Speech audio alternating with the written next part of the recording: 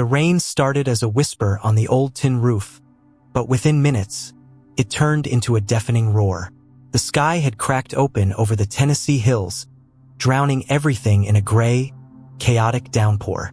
Ethan Mallory, soaked to the bone and mud creeping up his boots, ran out onto the porch of his aging cabin, heart pounding. He called out for Max, his German shepherd, but his voice was swallowed by the howling wind and rushing water. Deep down, he knew things were about to get worse. Max, wearing a navy blue raincoat with bright yellow stripes, was already outside, pushing against the rising flood that swallowed the yard. His eyes were locked on Ethan, focused, intense, almost human. Between his teeth, Max carried a thick rope, old and stained with oil. It was the emergency rescue rope Ethan had stashed in the barn years ago. No one had trained Max to fetch it. He just knew. The water was climbing fast, and the barn behind them was groaning under the pressure of the earth giving way. Ethan tried to run, but the mud held his feet like cement. The current slammed into him, sending him crashing back against the porch. From where he lay, he saw Max pushing forward, each step a battle. His paws slid and sank into the earth, but he never stopped. Ethan felt something crack inside him. A wave of helplessness, fear, and fierce love all at once. Max wasn't just a dog. He was family. He was everything Ethan had left. Then it happened. The sharp, cracking sound of splintering would tore through the air. A large beam from the back of the barn collapsed, slamming into the water just feet from Max. The impact sent a wave of brown, churning floodwater crashing into the dog's side. Ethan screamed and dove into the mud, clawing his way toward the rope that Max still clung to. The cold bit at his skin. His eyes stung. The noise was overwhelming, but he pulled. He pulled like a man who had nothing else to lose. Gripping the other end of the rope, Ethan managed to tie it around one of the porch beams. Max was dragged back through the current, shaking and soaked but alive. For a long second, they just stared at each other, breathing heavy, drenched. The rain fell harder, and in that moment no words were needed. Ethan reached out and touched Max's face, and the dog closed his eyes, still holding the rope in his mouth. But that heroic rescue, it wasn't the end. It was only the beginning of something far more painful. The storm began to quiet by nightfall, but silence didn't bring peace, only dread. Ethan sat on the floor of what used to be his living room, now half submerged in muddy water. The old rug floated near the fireplace like a memory refusing to let go. Max lay beside him, still trembling, his breathing shallow and labored. The heroic energy from earlier had drained out of him completely. Ethan gently placed a towel over the dog, but it was soaked within seconds. "Just hold on, buddy," he whispered, voice breaking. His phone was dead. No signal, no power. The landline had gone out hours ago, and the nearest neighbor was 5 miles down a washed-out road. Ethan knew he couldn't wait for help. Max needed a vet now, but the only way out was the old trail behind the property, the one that curved around the ridge. It was steep, dangerous, and with the ground soaked, likely unstable. But it was their only option. Ethan looked at Max, who stared back with tired, loyal eyes. "You saved me," he muttered. "Now it's my turn." He gathered what little he could, a flashlight, a blanket, his father's old military backpack, the same one William Mallory had carried through 3 tours overseas. Ethan hadn't touched it in years, not since the funeral. It still smelled like motor oil and gunpowder, a scent that brought back memories he didn't want to unpack. Not tonight. He tucked Max inside the blanket and hoisted him gently into his arms. The weight pressed on his shoulder and his chest, not just physical but emotional.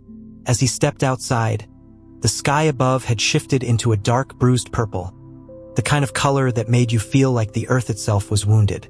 Trees were down, fences gone. The land was no longer familiar. It had become something else, something raw and unforgiving. Every step toward the trailhead was a struggle. Mud sucked at his boots, branches clawed at his arms. But Ethan kept walking, breathing heavily, whispering Max's name like a mantra. Halfway up the ridge, Ethan slipped. His knee slammed against a rock, sending a sharp pain through his leg. He gritted his teeth, holding Max tighter. For a moment, he lay there, winded, the dog's warmth against his chest. He could feel Max's heartbeat, faint but steady. It was enough to get him moving again. He rose slowly, limping now, and pushed forward. The trail was barely visible, swallowed by shadows and fallen leaves. What Ethan didn't see, what he couldn't possibly know, was that someone else was watching him from the ridge. And they weren't there by accident. The higher Ethan climbed, the thicker the fog became. It clung to the trees like a living thing, twisting around branches and swallowing the trail ahead. His flashlight flickered, weak from the cold and moisture. Max, still wrapped in the blanket, barely moved. Ethan adjusted his grip, ignoring the throb in his knee and the stinging scratch across his cheek. "Almost there," he whispered to the dog, though he had no idea how close they really were. The trail felt endless, unfamiliar even though he had walked it dozens of times before. Behind him, the sound came again, unmistakable this time. A crunch of leaves, a footstep that wasn't his. Ethan froze. His breath steamed in the cold air. He turned, aiming the weak beam of light back down the path. Nothing, just fog and shadows. He swallowed hard and kept moving. His mind told him it was just an animal, maybe a deer, maybe nothing at all, but something deeper, older inside him wasn't convinced. Up ahead, the trail widened into a small clearing.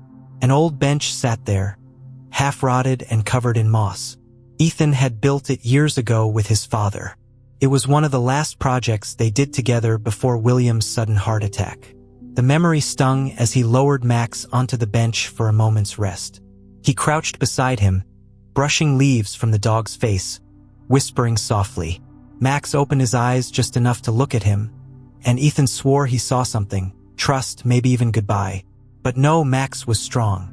He had to be. Then, from the trees, a voice. "Ethan?" He turned sharply, flashlight raised, but it wasn't a threat. A figure stepped into the clearing, wrapped in a long brown coat, soaked to the knees. Her face looked older, drawn, but unmistakable. Claire, his sister. He hadn't seen her in over 5 years. Not since their father's funeral. Not since the fight that tore their family apart. For a moment, neither of them moved. The cold wind stirred the fog between them like ghosts from the past. Max lifted his head slightly, recognizing her scent. "I heard about the flood," she said, her voice cracking. "I came to find you." Ethan didn't speak. He couldn't.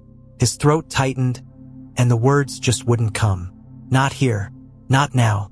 But Claire had brought more than just herself. She had brought something else. Something Ethan wasn't ready to face. Ethan stood frozen in the clearing, his breath catching in his chest. Claire. The name itself carried weight, heavier than any storm. She hadn't changed much, but there was a tiredness in her face that hadn't been there before. Her hair was tied back, her coat stained with mud, her eyes filled with a strange mix of relief and regret. Ethan's first instinct was to turn away, to shield himself from whatever she had come to say. But Max let out a soft, painful whimper, and that sound snapped him back to the present. "He's not doing well," Claire said quietly, kneeling beside Max. Her hand trembled as she reached out to touch the dog's head. Max blinked slowly, his body barely responding. "There's a vet clinic still open near Ridgeview.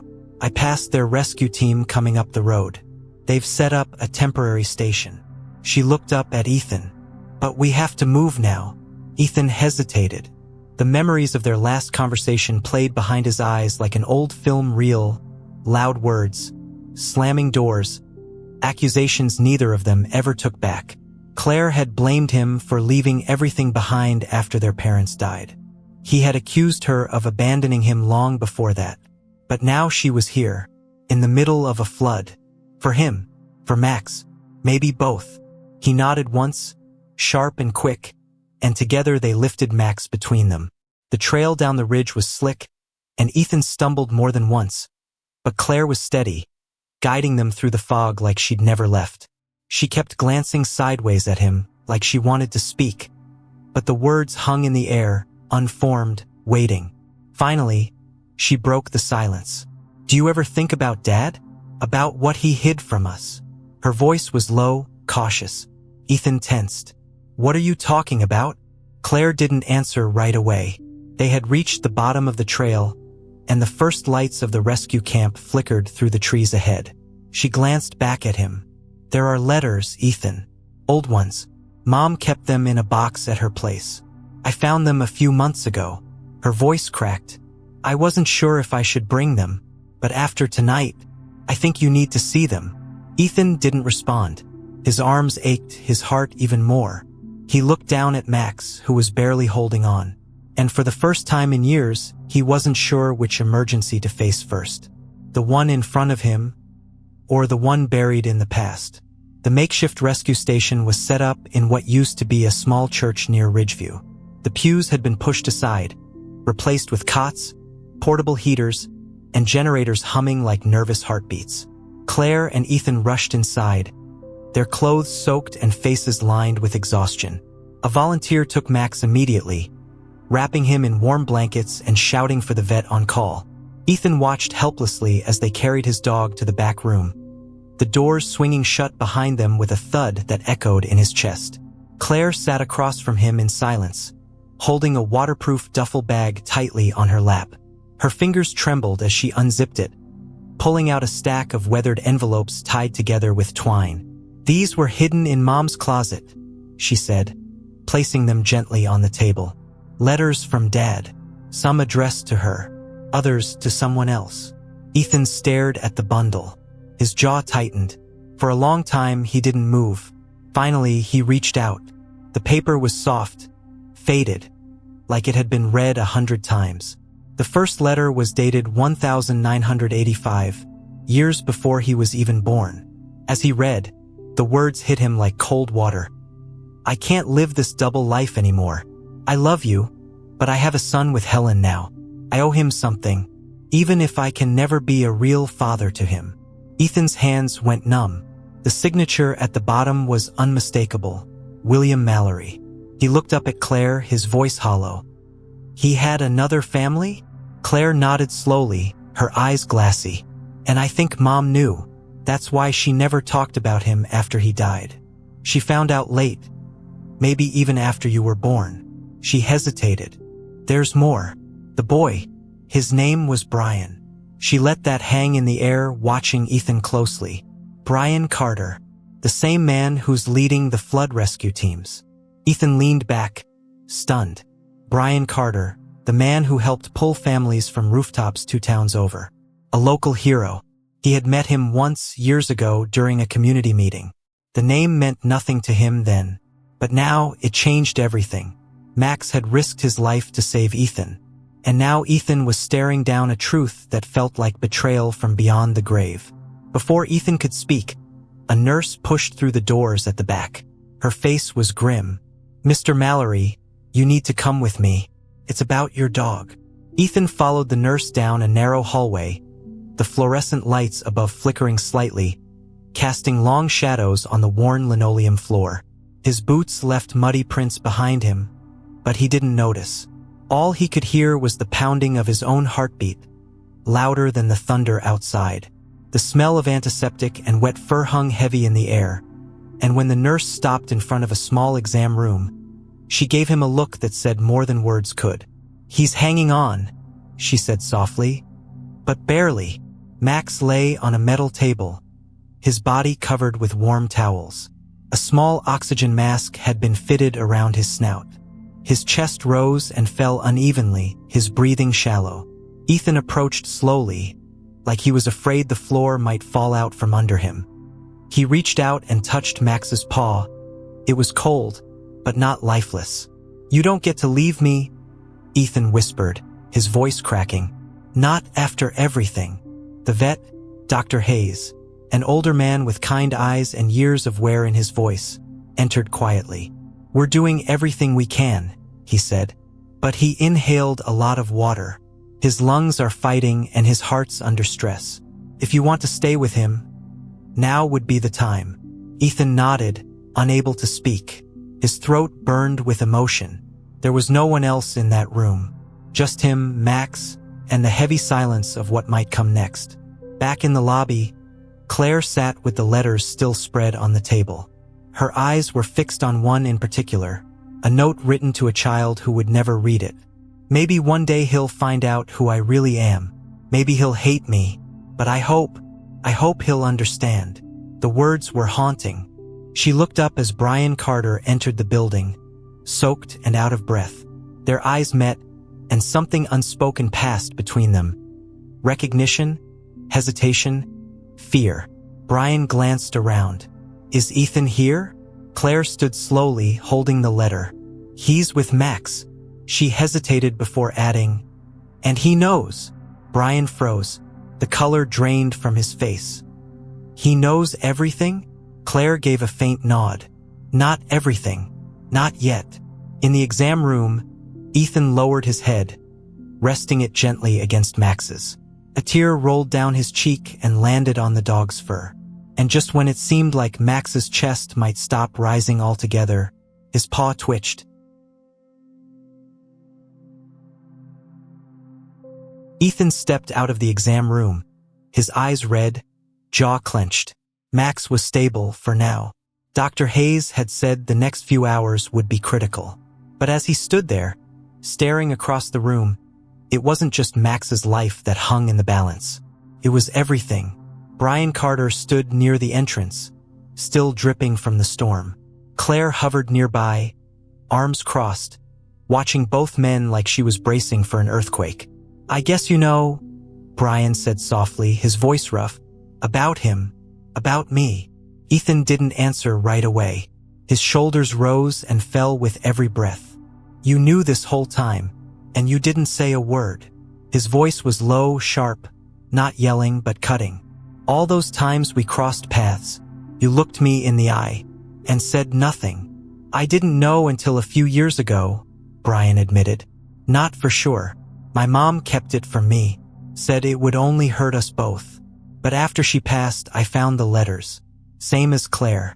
I didn't come looking for you because I thought maybe it was better that way. Ethan laughed, bitter, dry. Better for who? You? Me? Or him? He pointed toward the air, as if their father still loomed above them like a ghost. He lied to all of us, left a mess behind, and now we're the ones bleeding for it. Brian stepped forward cautiously. I didn't come here to take anything from you, Ethan.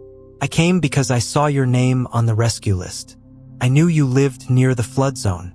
And when I heard your dog was in critical condition, he paused. I didn't want you to go through this alone. Claire stepped between them, her voice quiet but firm. Maybe it's not about what Dad did anymore. Maybe it's about what we do with what he left us. She looked at both of them. We don't have to be a family, but maybe we can stop pretending none of it matters. Ethan didn't respond. His eyes drifted back to the exam room door, to Max, fighting for life behind it. The dog who never lied, never left, never hid anything. And now, surrounded by people made of secrets and silence, Ethan felt more alone than ever. But deep down, he knew he couldn't carry all of this alone anymore. The rain had stopped by morning, but the weight of the night hadn't lifted. Outside, the muddy roads were quiet, littered with fallen branches and broken fences. Inside the shelter, time moved slowly. Ethan sat alone in the hallway just outside the exam room, elbows on his knees, head in his hands. He hadn't slept. Every few minutes, he'd look up at the closed door, waiting for someone to walk through it with good news. But none came. Claire returned with 2 coffees, handing one to Ethan without a word. They sat in silence, the kind that only siblings can share, thick with old wounds and things left unsaid. After a long pause, Ethan finally spoke. I keep thinking, if Max doesn't make it, it's like losing the last good part of my life. His voice was low, cracked. He saw me at my worst, and he stayed. Claire placed a hand on his arm. You've carried everything alone for so long. Maybe it's time you let someone carry part of it with you. Her eyes were soft, but steady. Even if it's someone unexpected. As if on cue, Brian appeared at the end of the hallway. He held something in his hands, a folded envelope, slightly crumpled and stained at the edges.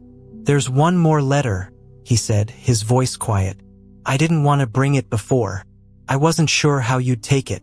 He walked over and handed it to Ethan. "It's addressed to both of us." Ethan hesitated, then took the letter and slowly opened it.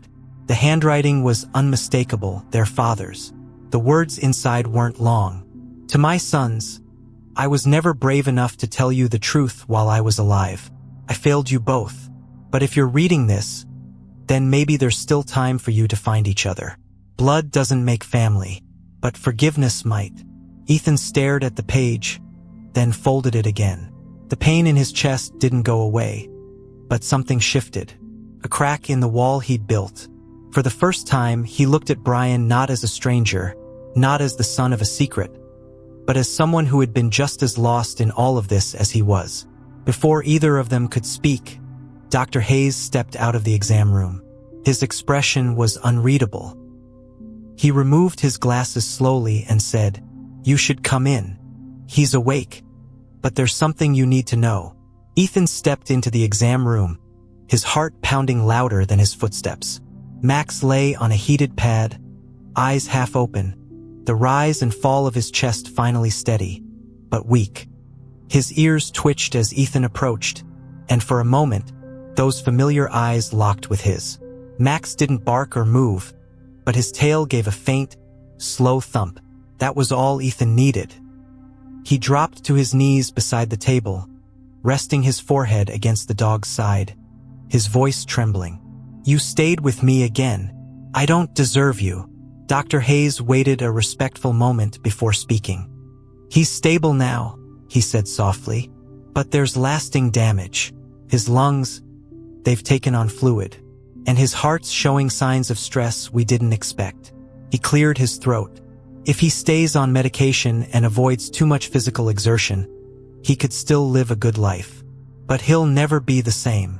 Ethan nodded slowly, holding back the tears. "Neither will I," he murmured. Outside the room, Brian stood by the doorway, listening but not intruding. Claire had stepped away to give them space, and the quiet was almost sacred. Ethan finally turned toward Brian. "I don't know what to do with all this," he said. "The letters, the lies, this bond we're supposed to have. I spent my whole life trying to live up to a man who couldn't even be honest with his own family." Brian stepped in, his expression sincere. "Same here, but maybe that's the point. We don't have to live up to him. We just live better than he did." They stood there for a long moment, not as enemies, not as strangers, just two men caught in the wreckage of a past they didn't choose. Finally, Ethan extended a hand. It wasn't forgiveness, not fully, but it was something. Brian took it. There was weight in that handshake. A quiet understanding that healing doesn't come all at once. Sometimes it comes in fragments, in shared silence, in showing up, in not walking away. Later that afternoon, as the storm clouds broke and a fragile sun emerged, Ethan sat outside the clinic with Max resting in his lap, wrapped in a soft blanket. The wind smelled of wet earth and pine. Claire sat beside him, quietly flipping through the last of the letters. "You're not alone anymore," she said. "None of us are." Ethan looked out at the hills, now glistening in the sunlight, and said, "For the first time in a long time, I actually believe that." But just as peace settled in his chest, one of the rescue workers approached with a clipboard in hand. "There's someone asking for you, Ethan. Says it's about your father." And this time it wasn't a letter. It was a name he never expected. Ethan hesitated as the rescue worker handed him the clipboard. The name written at the top made his chest tighten. Jacob Ellis. A boy 9 years old waiting just outside. The last name didn't ring a bell, but the first name did. Ethan looked at Claire, who raised her eyebrows, equally confused. "He said your father sponsored him," the worker added. "Years ago, through a private foundation." Ethan's stomach turned. Another secret, another ripple from the past. Outside, near a supply tent, stood a thin boy with sandy blonde hair and cautious eyes. He held a backpack with one strap torn and a photo folded in his hand. As Ethan approached, The boy looked up and quietly said, "You look like him." Ethan crouched to meet his gaze. "You knew William Mallory?" The boy nodded. "He wrote to me for years, said he didn't have much time, but he wanted me to know someone out there believed in me." He unfolded the photo. It was old Ethan and his father standing by the barn. He said this was his son. Ethan's throat tightened. He had no idea his father had reached out to someone in that way, especially a child. He looked at the boy again, really looked, alone, displaced by the flood, probably scared out of his mind, and now clinging to the last piece of someone who couldn't keep promises to his own children, but had tried in some small way to make things right elsewhere. Ethan placed a hand gently on the boy's shoulder. "You hungry?" The boy nodded. "Come on," Ethan said. "Let's fix that."